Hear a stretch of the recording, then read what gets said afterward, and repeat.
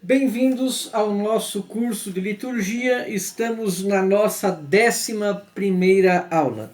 Nesta aula, então, vamos ver um pouco sobre o Cristo sacerdote, já que a liturgia pode ser definida como o exercício da função sacerdotal de Jesus Cristo através dos tempos. Nós vamos então considerar nessas aulas um pouco sobre a figura de Jesus Cristo como referencial básico de toda a celebração litúrgica.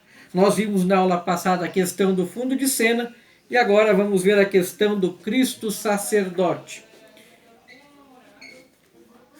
A epístola aos Hebreus nos diz que Jesus Cristo é o mesmo ontem, hoje e ele o será para a eternidade.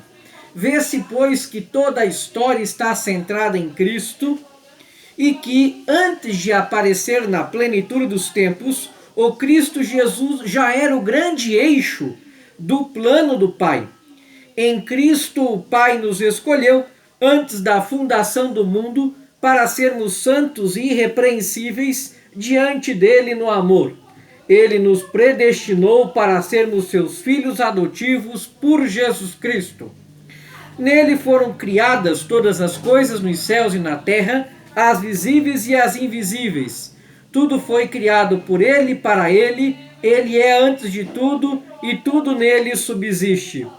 A figura de Cristo, portanto, é o centro de irradiação e a chave de leitura do desígnio do Pai desde a criação até a sua consumação gloriosa, até que alcancemos todos nós a unidade da fé e do pleno conhecimento do Filho de Deus, o estado do homem perfeito, à medida da estatura da plenitude de Cristo.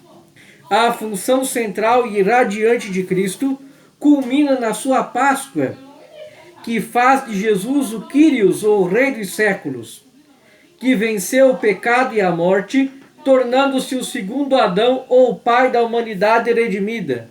A obra de Cristo estará em desdobramento ou em demanda de pleno desabrochamento, até que todas as coisas tenham sido submetidas a Cristo. Então o próprio Filho se submeterá àquele que tudo lhe submeteu, para que Deus seja tudo em todos.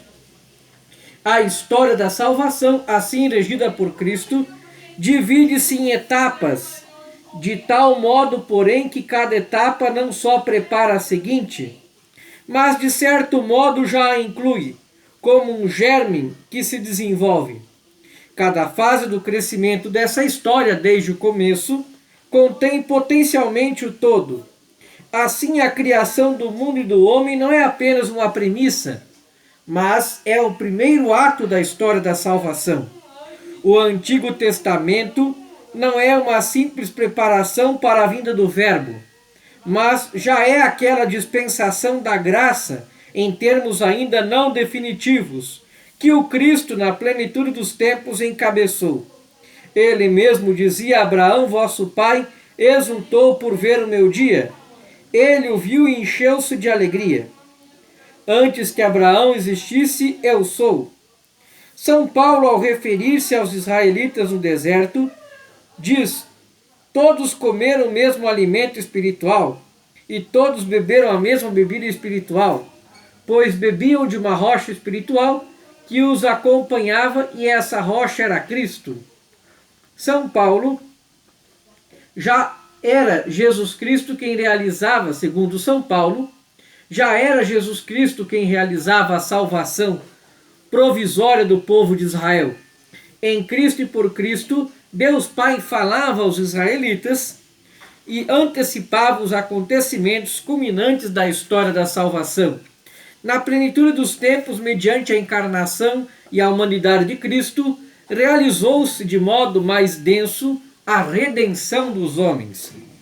Deus, que é rico em misericórdia pelo grande amor com que nos amou, quando estávamos mortos em nossos delitos, nos vivificou juntamente com Cristo, e com ele nos ressuscitou e nos fez assentar nos céus em Cristo Jesus, a fim de mostrar nos séculos vindouros a extraordinária riqueza da sua graça, pela sua bondade conosco em Cristo Jesus. O tempo de Cristo peregrino na terra se prolonga no tempo da Igreja, pois a salvação realizada germinalmente na carne e pela carne de Cristo deve estender-se mediante a palavra e os sacramentos a todos os homens, chamados a viver de Cristo, cabeça no corpo de Cristo. A liturgia é esse exercício da salvação através da palavra e dos sacramentos. É, pois, uma fase da história da salvação. A primeira é a da profecia, Antigo Testamento, e a segunda é a crística, vida peregrina de Jesus. A terceira é a eclesial ou a sacramental, que é o tempo presente. A quarta será a da consumação ou a escatológica. Na terceira fase da história sagrada, estão inseparavelmente unidos entre si, numa unidade vital, Cristo, a Igreja e a liturgia. Jesus Cristo inaugura um hoje que se vai perpetuando até o fim dos séculos. É o hoje oportuno, o kairos, em grego, da salvação definitiva. Com efeito, Jesus, na sinagoga de Nazaré, tendo lido o texto de Isaías 61:1, disse aos circunstantes: hoje cumpriu-se aos vossos ouvidos essa passagem da Escritura. São Paulo, em Antioquia da Pisídia, declara: quanto a nós, anunciamo-vos a boa nova, a promessa feita a nossos pais. Deus a realizou plenamente para nós, seus filhos, ressuscitando Jesus, como também está escrito nos Salmos: tu és o meu filho, eu hoje te gerei. Dada a presença de Cristo em toda a história da salvação, ontem, hoje e pelos séculos, o cristão é chamado a um encontro pessoal, íntimo e experimental com Cristo. É preciso que ele se identifique cada vez mais com Cristo, não só pelo pensamento e o afeto, mas também em seu próprio ser. É São Paulo quem o diz: incessantemente e por toda parte, trazemos em nosso corpo a agonia de Jesus, a fim de que a vida de Jesus seja também manifestada em nosso corpo. Com efeito, nós, embora vivamos, somos sempre entregues à morte por causa de Jesus, a fim de que também a vida de Jesus seja manifestada em nossa carne mortal. É por causa desta adesão experimental ou vivencial a Jesus que a piedade cristã se chama cristocêntrica.